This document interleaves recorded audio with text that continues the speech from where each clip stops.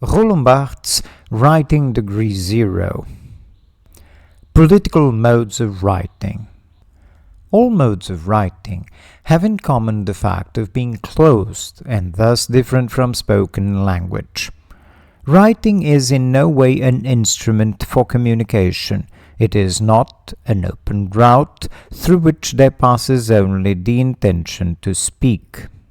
A whole disorder flows through speech and gives it this self-devouring momentum which keeps it in a perpetually suspended state. Conversely, writing is a hardened language which is self-contained and is in no way meant to deliver to its own duration a mobile series of approximations. It is, on the contrary, meant to impose, thanks to the shadow cast by its system of signs, the image of a speech which had a structure even before it came into existence. What makes writing the opposite of speech is that the former always appears symbolical, introverted, ostensibly turned towards an occult side of language, whereas the second is nothing but a flow of empty signs, the movement of which alone is significant. The whole of speech is epitomized in the expendability of words, in this froth ceaselessly swept onwards, and speech is found only where language self-evidently functions like a devouring process which swallows only the moving crest of the words. Writing, on the contrary, is always rooted in something beyond language. It develops like a seed, not like a line. It manifests an essence and holds the thread of a secret. It is anti-communication. It is intimidating. All writing will therefore contain the ambiguity of an object which is both language and coercion. There exists fundamentally in writing a circumstance foreign to language. There is, as it were, the weight of a gaze conveying an intention which is no longer linguistic. This gaze may well express a passion of language, as in literary modes of writing. It may also express the threat of retribution, as in political ones. Writing is then meant to unite at a single stroke the reality of the acts and the ideality of the ends. This is why power, or the shadow cast by power, always ends in creating an axiological writing, in which the distance, which usually separates fact from value, disappears within the very space of the word, which is given at once as description and as judgment. The word becomes an alibi, that is, an elsewhere and a justification. This, which is true of the literary modes of writing, in which the unity of the signs is ceaselessly fascinated by zones of infra or ultra language, is even truer of the political ones, in which the alibi, stemming from language, is at the same time intimidation and glorification. For it is power or conflict which produce the purest types of writing. We shall see later that classical writing was a ceremonial which manifested the implantation of the writer into a particular political society, and that to speak like Vaugelas meant in the first place to be connected with the exercise of power. The Revolution did not modify the norms of this writing, since its force of thinkers remained, all things considered, the same, having merely passed from intellectual to political power. But the exceptional conditions of the struggle nevertheless brought about, within the great form of classicism, a revolutionary mode of writing proper, defined not by its structure, which was more conventional than ever, but by its closed character and by its counterpart, since the use of language was then linked, as never before in history, to the blood which had been shed. The revolutionaries had no reason to wish to alter classical writing. They were in a way aware of questioning the nature of men, still less his language, and an instrument they had inherited from Voltaire, Rousseau, or Vauvenargues could not appear to them as compromised. It was a singularity of the historical circumstances which produced the identity of the revolutionary mode of writing. Baudelaire spoke somewhere of the grandiloquent truth of gestures on life's great occasions. The Revolution was in the highest degree one of those great occasions when truth, through the bloodshed that it costs, becomes so weighty that its expression demands the very forms of theatrical amplification. Revolutionary writing was the one and only grand gesture commensurate with the daily presence of the guillotine. What today appears turgid was then no more than life-size. This writing, which bears all the signs of inflation, was an exact writing. Never was language more incredible, yet never was it less spurious.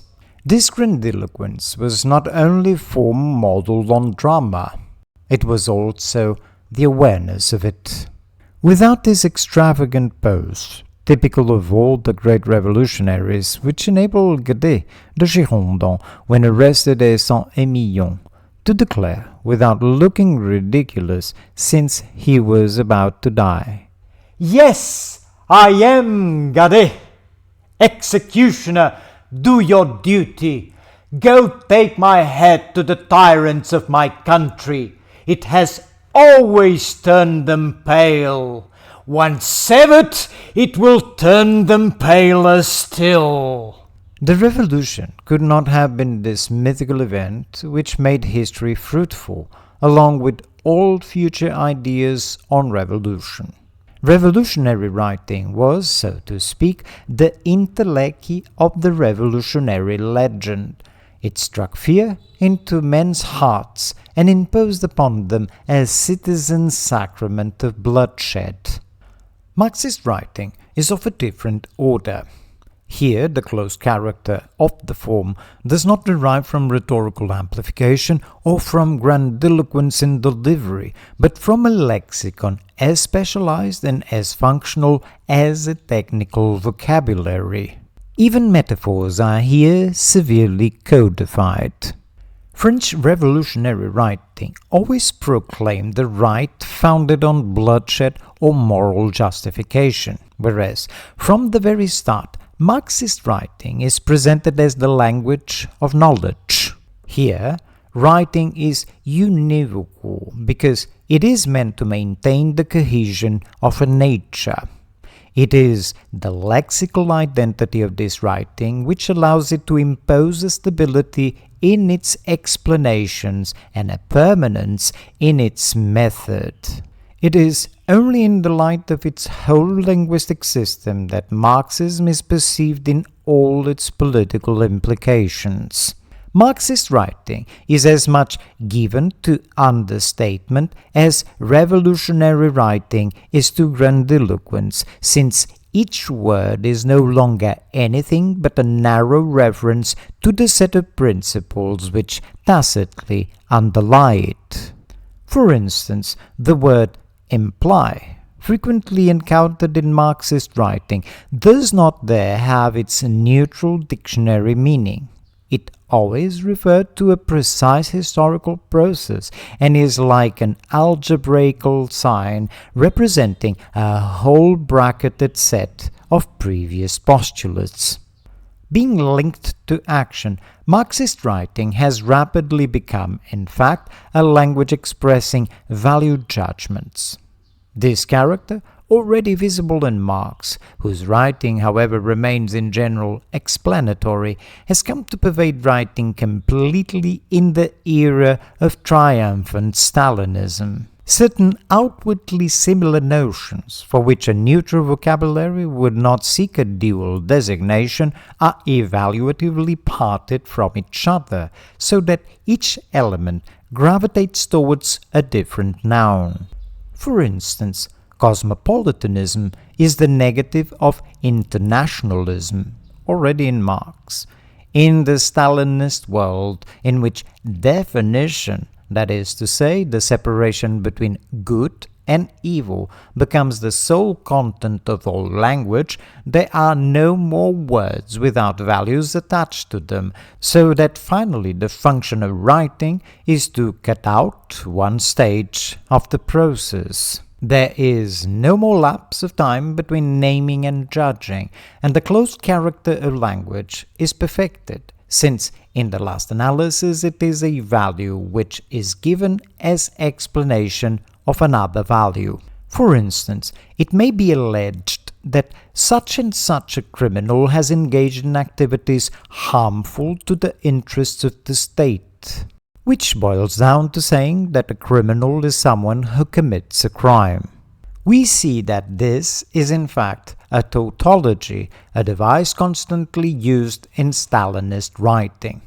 For the latter no longer aims at founding a Marxist version of the facts or a revolutionary rationale of actions, but at presenting reality in a prejudged form, thus imposing a reading which involves immediate condemnation.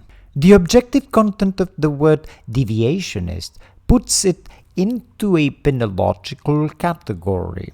If two deviationists band together, they become fractionists, which does not involve an objectively different crime, but an increase in the sentence imposed. One can enumerate a properly Marxist writing, that of Marx and Lenin, and a writing of triumphant Stalinism. There certainly is as well a Trotskyist writing and a tactical writing. For instance, that of the French Communist Party with its substitution of people, then of plain folk, for working class, and the willful ambiguity of terms like democracy, freedom, peace, etc. There is no doubt at all that each regime has its own writing, no history of which has yet been written.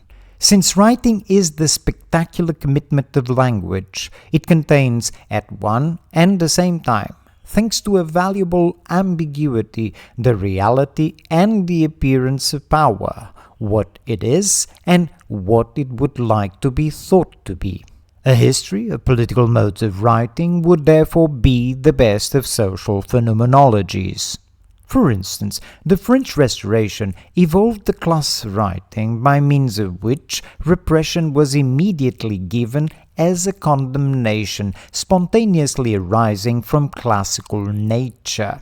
Workers claiming rights were always troublemakers, strike-breakers were good workmen, and the subservience of judges became, in this language, the paternal vigilance of magistrates. It is thanks to a similar procedure that Gaullism today calls communists separatists. We see that here the function of writing is to maintain a clear conscience, and that its mission is fraudulently to identify the original fact with its remotest subsequent transformation by bolstering up the justification of actions with additional guarantee of its own reality. This fact about writing is, by the way, typical of all authoritarian regimes. It is what might be called police-state writing. We know, for example, that the content of the word order always indicates repression. The spreading influence of political and social facts into the literary field of consciousness has produced a new type of scripter, halfway between the party member and the writer, deriving from the former an ideal image of committed men, and from the latter the notion that a written work is an act. Thus, while the intellectual supersedes the writer, there appears in periodicals and in essays a militant mode of writing entirely freed from stylistic considerations, and which is, so to speak, a professional language signifying presence. In this mode of writing, nuances abound. Nobody will deny that there is such a thing, for instance, as a writing typical of esprit or of le temps moderne. What these intellectual modes of writing have in common is that in them language, instead of being a privileged area, tends to become the sufficient sign of commitment. To come to adopt the close sphere of language under the pressure of all those who not speak it, is to proclaim one act of choosing, if not necessarily one's agreement with that choice. Writing here resembles the signature one affixes at the foot of a collective proclamation one has not written oneself, so that to adopt the mode of writing, or, even better, to make it one's own, means to save oneself all the preliminaries of a choice, and to make it quite clear that one takes for granted the reasons for such a choice. Any intellectual writing is therefore the first of the leaps of the intellect, whereas an ideally free language never could function as a sign of my own person and would give no information whatsoever about my history and my freedom. The writing to which I entrust myself already exists entirely as an institution. It reveals my past and my choice. It gives me a history. It blazons forth my situation. It commits me without my having to declare the fact. Form thus becomes more than ever an autonomous object, meant to signify a property which is collective and protected, and this object is a trouble-saving device. It functions as an economy signal whereby the scripter constantly imposes his conversion without ever revealing how it came about. This duplicity of today's intellectual modes of writing is emphasized by the fact that, in spite of the efforts made in our time, it has proved impossible successfully to liquidate literature entirely. It still constitutes a verbal horizon commanding respect.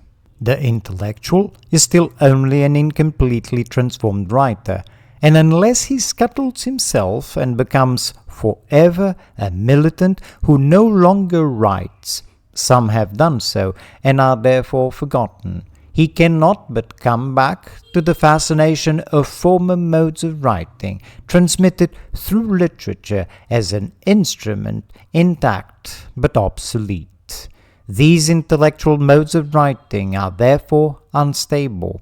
They remain literary to the extent that they are powerless and are political only through their obsession with commitment. In short, we are still dealing with ethical modes of writing in which the conscience of the scripter, one no longer ventures to call him a writer, finds the comforting image of collective salvation.